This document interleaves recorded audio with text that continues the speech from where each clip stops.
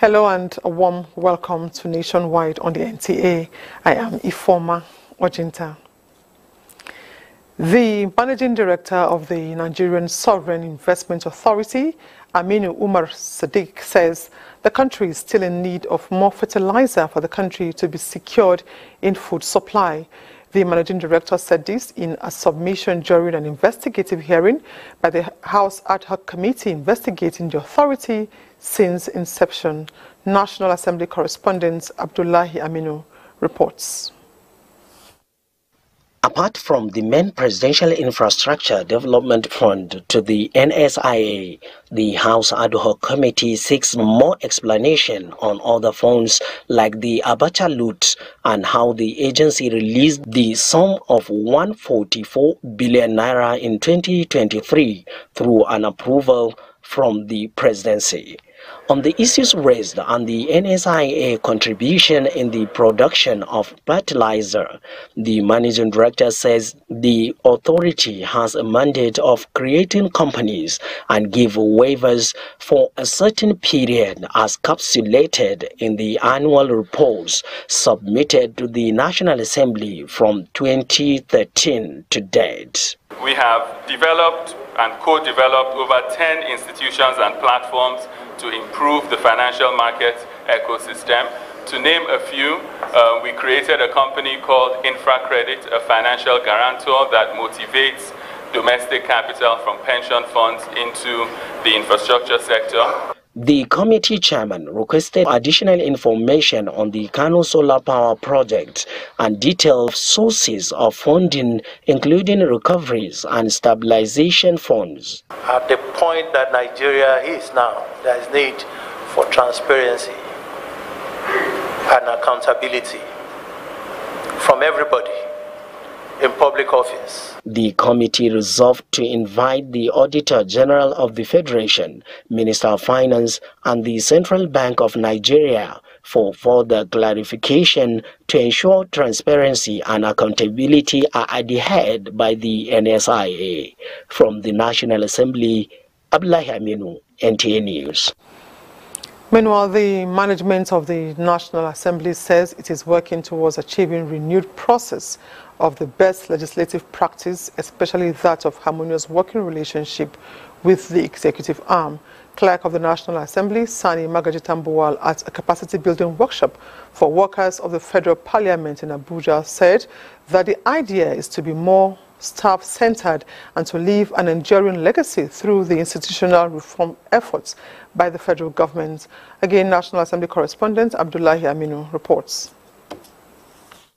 This training is a critical tool for development and promotion of the organizational growth by the National Assembly, with the theme reorientation for improved productivity and service delivery. The capacity building targeted on some identified issues by the management after an assessment tour of all directorates. Other topics that we will look at and work on include the legislative practice and procedure, civil service and financial rules and regulations, and emotional intelligence, among others. This training is part of our renewed efforts to evolve a more resourceful, professional, and efficient National Assembly bureaucracy that is capable of optimally discharging its statutory responsibility. The training is expected to help in realizing an improved workforce and institutional structure that would catapult the legislative service to an enviable height. From the National Assembly, Abdullahi Aminu, NTA News. The arraignment of the suspended governor of the Central Bank of Nigeria, Godwin Emefiele, has been stalled for the second time. Godwin Emefiele, one Saadatu Yaro, and a firm linked to Yaro, who is the second defendant in this matter, were to be arraigned before the High Court of the Federal Capital Territory. Emefiele and two others are being tried for an alleged procurement fraud running to 6.9 billion naira. The defendants will be facing 20 counts charge preferred against them by the federal government of Nigeria. At the time NTA News visited the court for the adjournment slated for Wednesday, 23rd August 2023, the matter was not listed in the court's list. Emefiele and the two other defendants were equally not in court. It will be remembered that the presiding judge, Justice Hamza Muazu, on Thursday last week adjourned the matter to Wednesday, 23rd August 2023 due to the absence of Sadatu Yaro, who is the second defendant.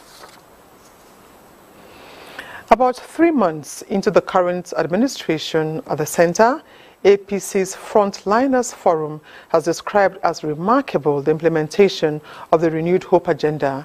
This is coming as the association paid a courtesy visit on the national chairman of the governing All Progressives Congress, Abdullahi Umar Ganduje. Political correspondent Abubakar Akwanga has details of these and other activities at the party secretariat. This is a group of women politicians on the platform of the All Progressives Congress APC who had tested their popularity during different election seasons. Apart from welcoming the national chairman, they have one agenda on the table, and that is to push for more recognition of the women in this new dispensation. We are requesting the parties to recognize our efforts, and those who contested at the different levels be given due consideration because of our contributions to the growth and success of the party. Mr. President is doing a lot from what we have seen so far. There are many women as ministers. We assure you, APC will continue to promote women participation. Ariwa community of APC Southwest and Confederation of APC support groups also came calling. Their mission is to support the party and its leaders on its platform at the national and subnational levels. We are here to give you our support to make sure that we turn around APC, reposition it for better tomorrow. We thank you for all these documents. We'll study them, and we assure you, Mr. President, will do something about it. The national chairman acknowledged the size of the task ahead of the party and urged Nigerians to keep faith with the new administration as measures are being taken to ensure every policy initiated comes with relief and long-term impact. In Abuja, Abubakar Akwanga, NTA News. Despite investments in bridging the water supply gap, which Enugu people had to contend with for decades by administrations and international development organizations, millions of people in Enugu State do not have access to potable water. Determined to tackle this perennial problem, the current administration in the state has set out on a massive intervention work in the water sector, with a time frame within which to change the narrative and give the coal city residents the long-desired relief from water scarcity. Susan Eze is standing by in Enugu to tell us more about what is happening in the water sector. But first, let's take her background report. Unveiling his manifesto earlier in the year, Governor Peter Mbah assured residents of Enugu that with him in power, water scarcity would become history in the city. So we're going to do a major overhaul. So by the time we address this midstream challenge and the downstream challenge, we would have addressed the problem of water supply, particularly in our urban areas. 3 months into his administration, the sector is currently receiving premium attention, with reactivation works going on at the generation and pumping stations and reticulation plans in progress. The government is confident it will deliver on its promise within the stipulated 180 days, and the residents are optimistic. The work is massively going in the area of water to make sure that his promise to Enugu comes to reality. The water project, they observed, will also propel the achievement of the Sustainable Development Goal on water, sanitation and hygiene, WASH. The project is on its first phase of urban water supply. In Enugu, Susan Eze, NTA News. Thank you very much, Susan, for that background report. And Susan, if you are there and you can hear me, can you tell us more about the interventions going on in the water sector, and what's the time frame within which to expect results? All right, thank you. Indeed, there is so much intervention work going on right now across all the water sites in Enugu State. At some of the sites, there's brand new projects going on, while in other sites, there's a consolidation of what has been done by the previous administration. But then the new angle to the old story is that this current administration has given itself a total of 180 days to achieve water in many homes, and this intervention, which is going on at Ajale, Oje River, 9th Mile and other sites, are comprehensive in nature. They are overhauling facilities, they are building new boreholes. A total of 18 boreholes is going on at 9th Mile, and some of them are already functional. Well, to give more insight into some of these projects, I have with me here on site an aide to the governor, special advisor on research, Joshua Eje. Mr. Joshua, please can you tell us, give us an assessment of the projects going on so far and the feasibility of achieving the results at the target time? Thank you. For now, we've actually done over 60% of the job from the work on grants. You will recall that the governor, Dr. Peter Mbah, actually promised the people of Enugu State that in 180 days, he was going to make water available to every home in the metropolis. So, and of course, when he assumed office, he started the project. And what we have now at Oji River, Iva Valley, 9th Mile, and Ajali, from what we have from the work that we've done, and today is making it the 87th day that he assumed office. I can actually say that we've achieved up to 60% of the work. So we are going to meet that target of 180 days, because when you talk about the production rate now at 9th Mile specifically, we've been able, our target is to see that we get or produce up to 60,000 cubic meters, that is 60 million liters of water daily. And you would also recall that after our assessment on the consumption rate of water in Enugu daily, we have up to 100 million liters of water. The people of Enugu capital are consuming up to 100 million liters of water daily. So we are targeting at least 120,000 cubic meters, that is 120 million liters. And then at Oji River and Ajali, we've been able to also get up to 50 million liters of water daily. So we are on it, and we are going to meet the deadline. So what's in the offering for the rural dwellers, since this project now is for the capital city? Yes, now the target of the government is that nobody who lives in Enugu State should walk more than 5 minutes before accessing water. So the government has a robust water project for the people living in rural areas, and we've actually started the work. What is there is that we're going to deal, after our geophysical analysis, we've been able to see where we have a high yield water. So we're going to drill industrial boreholes there, and for those places with low yield water, what we're going to have there is target those groundwater, surface water, impound them, treat them, and reticulate. And works are ongoing as we're talking. Thank you, Mr. Joshua. You're welcome. So that is it. 25th of November is the deadline for the 180 days, and the people of Enugu are hopeful as they wait that truly water would run from the taps on that date or before that date. Thank you. It's back to the studio now. Thank you very much indeed, Susan, for that update. Now, President Bola Ahmed Tinubu felicitates with the Sultan of Sokoto, Mohammed Saad Abubakar III, and the Sokoto Sultanate Council as the royal father and spiritual leader of Muslims in Nigeria turns 67 on the 24th of August 2023. In a statement, President Tinubu shares in these moments of joy and thanksgiving with the leader of the Qadriya Sufi order, who also serves as head of Jamaatul Nasr Islam, Society for the Support of Islam, and President General of the Nigerian Supreme Council of Islamic Affairs. The president acknowledges the sacrifices and selflessness of the Sultan of Sokoto, who has, since his assumption of office, worked assiduously for the sustenance of peaceful coexistence in the country and beyond, personally traveling, intervening, mediating, and chairing meetings on the need for harmony.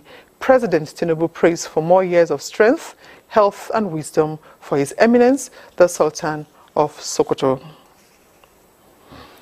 The new Minister of Innovation, Science and Technology, Uche Nnaji, has set the ball rolling with a new approach and expectations for the science and technology ecosystem.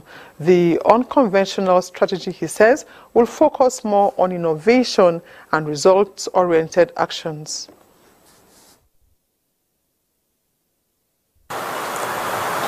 We are here to innovate, not to merely follow routines. Our swift and inventive actions will define us as a ministry driven by innovation.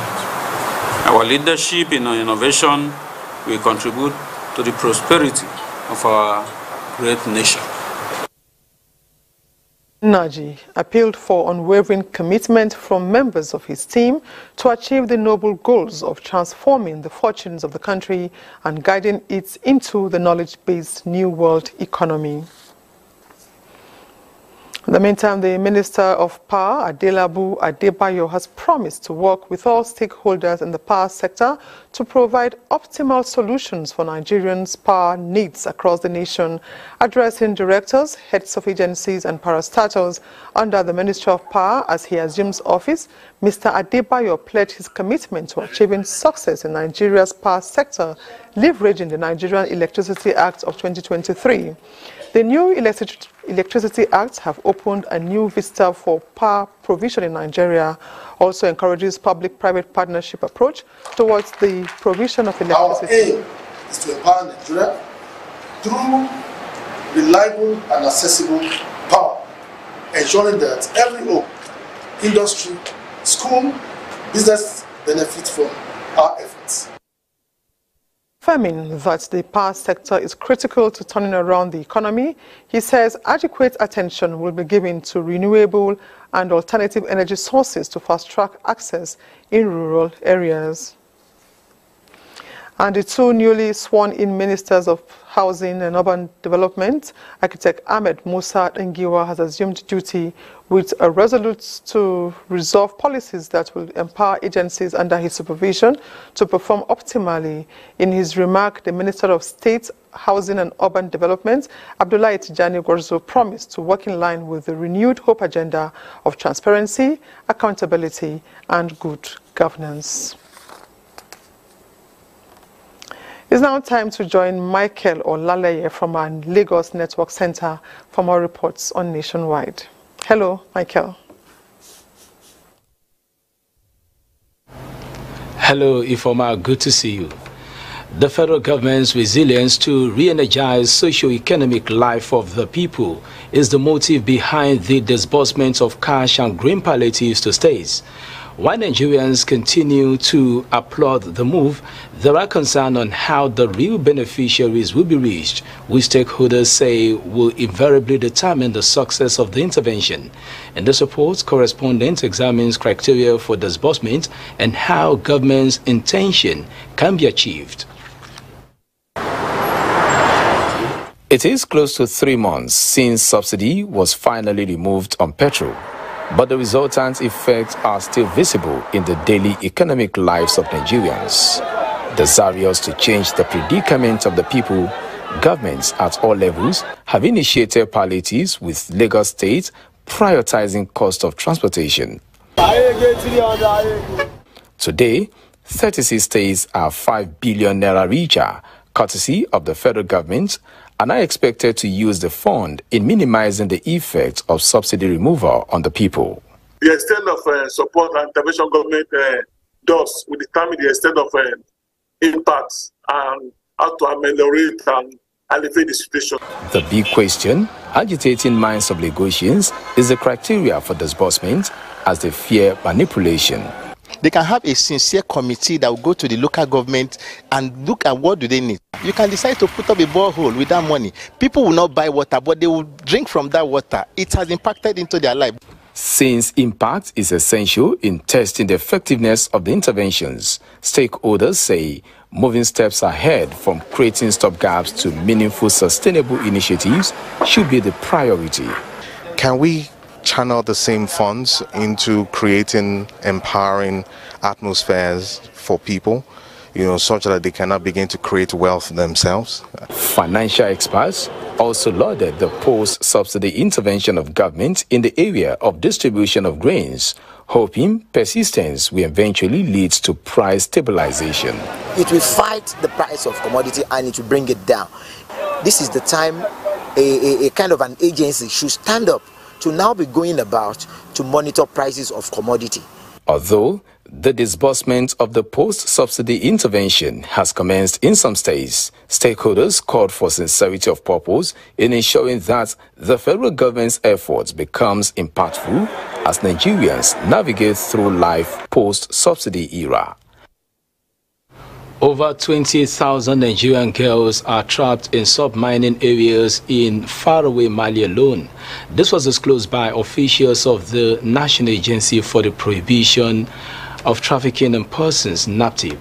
And this has necessitated a collaboration between the agency and commercial transport operators in Lagos as a way of clamping down on the illegal business. Amaka O has details. This on-the-move transport awareness program by NAPTIP is for road transport operators because transporters are considered key players in trafficking activities, as they are often used by traffickers to convey their victims by road within and outside the country. This engagement, therefore, is to enlighten road users on how to identify perpetrators and steps to take to forestall their ever-changing antics. They need to be watchful with those they are carrying in their transport, because the people they are carrying, if they are found to be victims of human trafficking, it could lead to a closure of their business. It could also lead to prosecution of such people. NAPTIP also gave illustrations of past occurrences, citing scenarios that are categorized as trafficking in persons. A child that is under 12 years under your roof and you are exploiting that child's labor, the child can't grow up to be a useful member of this society. At best, the child will be a violent person. So that is why NAPTIP is against it. The anti-trafficking agency reiterated that any driver found liable will be prosecuted. Road transport operators promised to support the agency in winning the fight against human trafficking in the country. Train our drivers, and beyond that, we also make sure we educate them on the need, not just for human trafficking per se, even drug, contraband. We even get the custom to talk to us. The agency also advised road transport operators to always request for clearance certificates from the agency, especially from passengers making group and online bookings to legitimize their travel. Lagos, Hamaka O, NTA News. Do not forget to follow this news broadcast live on our website at nta.ng/live and on our other social media handles displayed on your screen for updates. Time for some messages. And the Acting Inspector General of Police, Kayode Egbetokun, has reiterated his firm commitment that police under his watch will focus more on community policing to stem the tide of insecurity in different communities in Nigeria. He stated this at the stakeholders meeting held at the state police headquarters in Ibadan, the state capital. Wasiu Rauf has the details.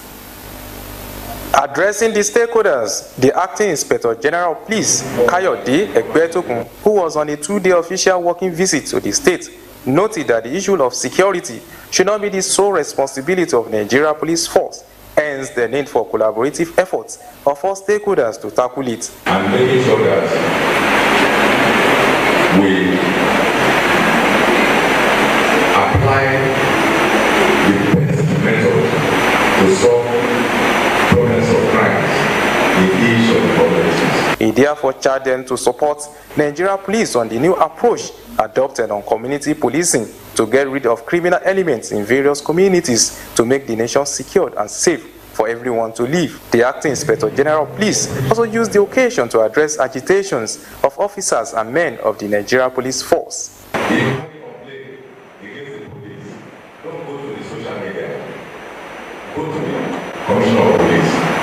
Some of the stakeholders at the meeting held the view that if properly and adequately supported without sabotage, this will address cases of insecurity in the country. This is our police to police us and our property, so we will support the Nigerian police. The meeting was well attended by stakeholders across different communities in Oyo State, in Ibadan. Asil Rauf, NTA News. To develop the agricultural sector, especially at the grassroots, the first phase of a 21-kilometer road in Yewa North local government area of Ogun State has been inaugurated for use. Yemi Dalimo reports that Governor Dapo Abiodun inaugurated the project. The road, which had been in a bad condition before the reconstruction, will now mitigate flooding, which has been a major challenge facing them in the area, and as well enable the smooth transportation of farm produce, commuters and motorists to and from the rural communities. Governor Abiodun noted that reconstruction of the federal road will ease movement of people and alleviate the suffering of those plying the road. Governor Dapo Abiodun says his administration is poised to making Yewa North and Imekoafon local governments the food basket of the state and cite a rice development and processing center in the district, urging the paramount ruler of Yewa land, Obakende Olugbele, and other monarchs in the land to make available 20,000 hectares of land for the project. The provision of needed infrastructure is our priority and is very key. Bringing agricultural products to the hinterland is mostly through this road. And I commend him for promising us that he's going to uplift this road, and he did as he said. The first phase of the Itaoshi Ayutoro Road, inaugurated by the governor, is a single carriageway which passes through Iboro, Imashayi, Ajano, and Ikosi village, while the reconstruction of the second phase will soon commence in Abeokuta. Yemi Dalemo, NTA News. That's it from Ibadan. More reports in Abuja with Informites. Back to you. Thank you very much, Kemi. Minister of Information and National Orientation, Mohammed Idris Malagi, performs his first official function as he engages council members of the Nigerian Institute of Public Relations, NIPR, led by its president, Mukhtar Sirajo. The minister says national orientation will serve as the core mandate of the new ministry under his leadership. He urged members of the Governing Council of NIPR to take the lead of national reorientation. The minister restates commitment to lead a ministry that will be accountable and transparent to Nigerians. The United Nations Children's Emergency Fund, UNICEF, has assured the Minister of Humanitarian Affairs and Poverty Alleviation, Dr. Betta Edu, of their commitment to support the humanitarian response and poverty alleviation with $270 million. A statement by Deputy Director Information, Rhoda Ishaku Ilia, says country representative of UNICEF, Christian Mundate, led the Chief of Health and HIV, stated this during a visit to the minister in Abuja. The UNICEF chief also assured of technical support to build capacity of the ministry's staff, as well as support the development of a humanitarian response protocol for Nigeria to guide all humanitarian actors. The minister, Dr. Betta Edu, informed the delegation that the administration of Bola Ahmed Tinubu is committed to lifting 133 million poor Nigerians out of poverty in a phased approach. She also charged UNICEF to draw up plans towards supporting the federal government on poverty alleviation. It is 12 years since the National Youth Service Orientation Exercise eluded Borno with the closure of the camp due to activities of Boko Haram insurgents. The historic return of the orientation camp to Borno, with over 1,000 core members participating in the exercise, and will be posted within the state is a clear reminder that peace has come to stay. Treasure Jonah will tell us the rest. For the first time in 12 years of conducting orientation exercises in other states, Borno State witnessed the arrival of over 1,200 2023 Batch B Stream 2 Corps members deployed to the state for the National Youth Service Corps scheme. In less than a week, a temporary camp at the Mustafa Umar El Kanemi Arabic Teachers College, Maiduguri, was organized for the arriving Corps members and security beefed up to guarantee their safety. I assure you all that in no distant time, Borno State will become one of the NYSC most friendly states among the community of states in Nigeria. Corps members drawn from across the country shared experiences and expressed delight coming to Borno State. Orientation camp has been made very conducive for us. First, I felt bad because I heard so many bad things about Borno State, but I'm impressed. Everywhere is peaceful. Tailors, food vendors, and other petty traders within the camp thanked God for peace and appreciated the efforts of Governor Babagana Umar Zulum for the return of NYSC camp to the state. In Maiduguri, Treasure Jonah, NTA News. And standing by at the NYSC temporary orientation camp in Maiduguri, the Borno State capital, to tell us what is happening there is Kaigama Mustafa. It's over to you now, Mustafa. Yes, more than 1,161 Corps members were deployed for the orientation here, but only 1,125 registered for the camp exercise.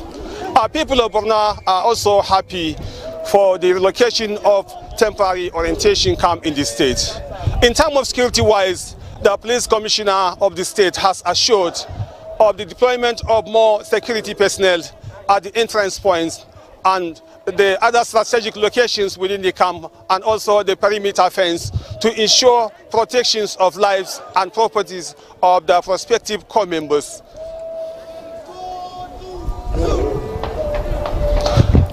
With me, okay, go on. With me here is the coordinator of the camp. Can you tell us how the emergency preparation and the situation on ground now? Well, the situation on ground is everything is going on as planned. The Governor of Borno State was able to put all these hostels, bathrooms, everything together within a week of notice that the NYSC gave the state government. The National NYSC Service Corps has now reopened another temporary orientation camp. Is there any move to reopen the permanent camp? Yes, the state government has assured us, and already the bill of quantities and other things have been submitted to the state government, and we have been fully informed that there is every possibility the next camp after this one will be holding at the permanent orientation camp. The National Youth Service Corps Borno State was closed in 2011. That is exactly 12 years ago. The activities of Boko Haram, which posed the relocation of orientation activities to some states across the country, include Gombe, Bauchi, Kano, Katsina, Benue, and Jigawa State. I think with the relative peace enjoyed here in the state, the Corps members posted to Borno will enjoy their service years in Borno as the home of peace. You all, and we are glad to know that the Corps members there will be safe. Thank you very much. Now, after an intensive 4-year period of collaboration among esteemed academics, the National Universities Commission, NUC, has unveiled a comprehensive blueprint aimed at bolstering academic standards within Nigerian universities. The blueprint, which is the culmination of extensive brainstorming session, was unveiled during a high-profile stakeholders colloquium in Abuja. Abdul Malik Hassan reports. At the heart of the colloquium was a focused discussion on the core curriculum and minimum academic standards. Members of the academia convened to delve deeply into these critical aspects. reflecting the commitment of the educational community towards elevating the quality of higher education in the country. Of the CCMAS went through a profoundly vigorous and painstaking process by teams of experts drawn from the nation's universities, comprising professors, professional and regulatory bodies, while the private sector was represented by the Nigerian Economic Summit Group and all other relevant stakeholders. This principle allows for a good deal of adaptation that suits not only local peculiarities of the universities, but most importantly, provides all universities opportunities to carve a niche for themselves in areas of comparative advantage. A paper presentation was made during the session to shed light on the intricacies of the new curriculum. The curriculum, the main concern was the relevance and adequacy of the curriculum to the needs of Nigeria. We cannot continue to have our universities and we don't see the benefits that society derives from the university system. That means we have serious issues. Deliberations also focused on shared dedication to ensure its seamless implementation, which progressive measures are slated to be rolled out starting September 2023. Meanwhile, the blueprint introduces a transformative shift in educational landscape, introducing 17 disciplines that will define the academic landscape of Nigerian universities by aligning courses with contemporary needs and global trends. Abdulmalik Hassan, NTA News. The National Defense College is upscaling the capacity of security agencies and selected stakeholders in the area of inter-agency collaboration in view of the complex security environment. The capacity building through the Strategic National Security Exercise codenamed STRANEX involves aspects of logistics, planning, counter-terrorism. This is also to expose participants to the art of decision-making during crisis management using elements of national power and the application of the National Security Strategy 2019. Preparing future strategic leaders so that they can bring their own efforts and their own experiences to bear in our efforts to tackle insurgency and indeed all forms of violent crimes as witnessed in the country. And if need be, if they have to go out, you also realize going around that we have some participants from other friendly countries. It's a capstone exercise for members of the National Defense College Course 31 and Services War Colleges. Thanks for staying.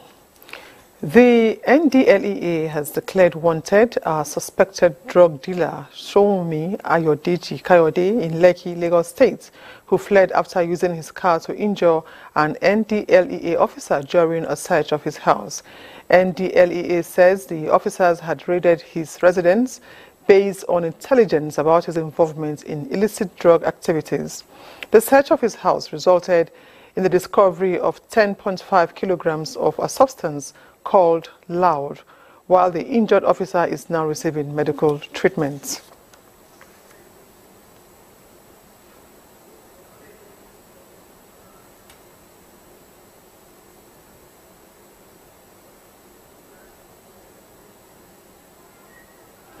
We'll bring you details of that report subsequently. The Nigeria Security and Civil Defense Corps, NSCDC, said it has arrested 13 suspects and intercepted 5 trucks used in conveying large quantities of vandalized rail tracks concealed inside iron scraps worth several millions of naira.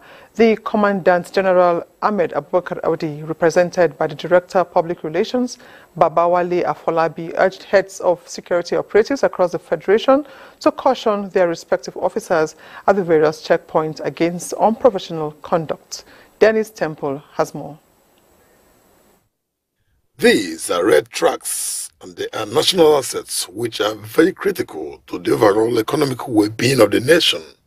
But recently, vandals have found safe haven in cutting them away for their selfish interests. However, men of the Security and Civil Defense Corps are not resting on their oars in checkmating their illegal activities. Parading some of the suspects who were intercepted with their trucks along Kafanchan and Kaduna states, the Commandant General says the arrest was made possible by his Special Intelligence Squad, who were on specialized operations. He wants other sister agencies to beef up intelligence and safeguard the country's critical national assets and infrastructure. The arrest was made along 5 different routes and stolen items recovered in the following categories. Category 1, the suspects and exhibits are A. Abubakar Muhammad, age 47, from Gombe State, is a driver of one of the trucks. Some of the suspects who spoke on their level of involvement claimed ignorance of their actions. However, the railway district manager in charge of the North Central District said the items recovered are worth several millions of naira. I've seen some of the things there that we can still redeploy to use, especially the UIC 50 slippers is still useful, and that is why government called on security agencies to come to the aid of Nigerian Railway Corporation. Full-scale investigation to unravel those involved in the illicit act is still ongoing. In Abuja, Dennis Temple, NTA News. Let's join Nana for more updates from our Sokoto Network Center. Hello, Nana.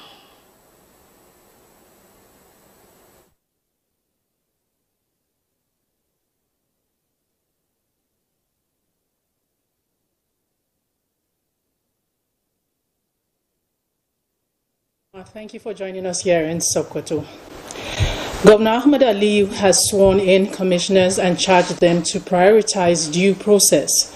The 25-member cabinet took the oath of office at Asarawa International Conference Center amidst supporters and well-wishers. Alhatu Abdullahi reports. As Commissioner of the Government of Sokoto State. These are the 25 members of the new cabinet taking oath of office. Governor Ahmed Aliyu reminded them of the challenges ahead of his administration, stressing that people of the state expect much from them. He therefore challenged them to brace up for the task ahead. Governor Aliyu further stressed that the principle of due process must be strictly followed through proper channels and documentation. He also reminded them that they were selected from many qualified individuals for their integrity to serve people of the state to the best of their ability, and that they can be redeployed from one ministry to another. You shall therefore handle all official matters in accordance with the secrecy that you have just been sworn into. Press Secretary to the Governor, Abubakar Bawa, later announced designation of portfolios to the new commissioners, in which Sambu Bello Danchadi was sent to Ministry of Information, Muhammad Jabi Shagari, Finance, Aisha Balarabe, Ministry of Health, while Barrister Nasiru Muhammad Benji is the new Commissioner of Justice. Others are Religious Affairs, with Dr. Jabir Sani Mehullah as Commissioner, Environment, Nura Shehu Tangaza, Water Resources, Yusuf Muhammad Machido, Land and Housing has Nasiru Aliyu Dansoho, while Women and Children Affairs has Hadiza Shagari, and Muhammadu Tukur Al-Ali and Aminu Abdullahi Iya will serve as commissioners of basic and secondary education as well as higher education. In Sokoto, Alhatu Abdullahi, NTA News. The Joint National Association of Persons Living with Disabilities has demanded that 5% of the 5 billion naira palliative be given to each state to be given to them in each state to be allocated to persons living with disabilities in the states. The national president of the association, Abdullahi Aliyu Usman, made the call while speaking to NTA News. Abdullahi Umar Ilulu reports. Section 25 of the Discrimination Against Persons with Disabilities Prohibition Act provides that in situations of risk or humanitarian emergencies, persons living with disabilities should be accorded preference and protection. It is in line with this provision that persons with disabilities are demanding for 5% of the federal government's palliative. The national president of Joint National Association of Persons Living with Disabilities Abdullahi Usman Aliyu, explained that the impact of the subsidy removal has continued to have a debilitating impact on their members who are largely poor and vulnerable. The disabled persons also charged the government to present their palliatives through their organizations, who are more conversant with their wants and challenges. 5% allocated supposed to go directly to the person with disability. We have organization of person with disability where we know ourselves, we know where we are staying, we know where we are sleeping, we know where we are sitting.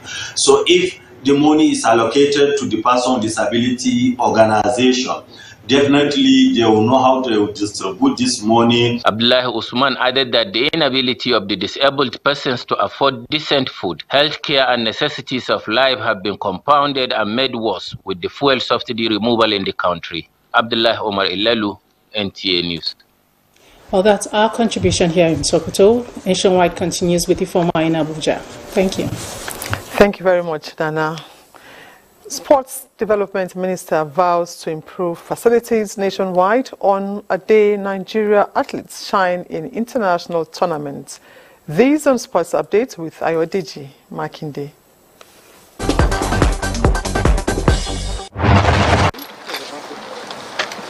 Minister of Sports Development, John Eno, says the days of non-effective use and maintenance of sports infrastructure across the country are over, as the ministry will take pragmatic steps to end the anomaly.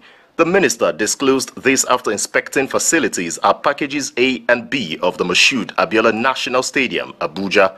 The kind of treatment and the kind of things that we put in place for the comfort of our athletes remains very, very critical in terms of what the goal and the objective and the winning of the laurels that this country so desires. In another development, Nigeria's Temitope Hassan Olashupo is through to the semi-final of the ICF Kano Sprint and Para-Kano World Championship in Duisburg, Germany, after clocking a time of 46.98 seconds. Team Nigeria is represented by 3 athletes, including Samuel Dagba and Captain Moses Michael, at the Olympic qualifying tournament, which ends August 27. Moving on to the World Athletics Championships in Budapest, Hungary, Alaba Akintola is through to the semi-final of men's 200 meters after Frenchman Ryan Zeze was disqualified for a false start but chose to run under protests.